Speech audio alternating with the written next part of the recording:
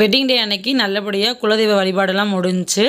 அப்புறம் நெக்ஸ்ட்டு பார்த்திங்கன்னா என்னோடய தம்பி மேரேஜுக்கு வந்துவிட்டோம். இங்கே ஃபோட்டோலாம் எடுத்தோம். அப்படியே சித்தப்பா என்னோடய ஹஸ்பண்டுக்கு வந்து துண்டெல்லாம் போட்டாங்க. அட்டன் பண்ணி முடிச்சுட்டு அப்படியே சாப்பிட போயிட்டோம் மேலே. இங்கே சாப்பிட்டுட்டு பார்த்திங்கன்னா நெக்ஸ்ட்டு பாண்டிக்குள்ள ஒரு விசேஷம் சொல்லியிருந்தேன் இல்லையா, அந்த விசேஷத்துக்கு வந்துவிட்டோம். இது யாருடைய ஃபங்க்ஷன் அப்படின்னு பார்த்தீங்கன்னா, நான் வந்து மதுரைக்கு போகும்போது கூழ் குடிப்பேன்னு சொல்லியிருந்தேன் இல்லையா, ஒரு கடையை கூட காமிச்சிருந்தேன்.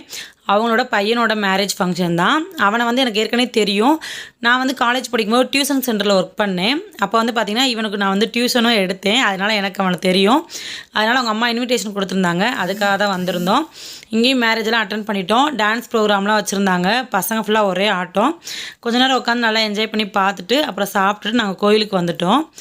இன்றைக்கி ரொம்ப மனசுக்கு ரொம்ப சந்தோஷமாக இருந்தது. என்னென்னு பார்த்திங்கன்னா, ஒரு கோவில் போனாலும் ரொம்ப சந்தோஷமாக இருக்கும். அதுவும் கல்யாண நாள் அதுமா நிறைய கோவில் போய் சாமியெல்லாம் கும்பிட்டது ரொம்ப மனசுக்கு சந்தோஷமாக இருந்தது. அப்படியே அங்கே பொங்கல்லாம் கொடுத்தாங்க. சாப்பிட்டுட்டு நாங்கள் அப்படியே வீட்டுக்கு கிளம்பிட்டோம்.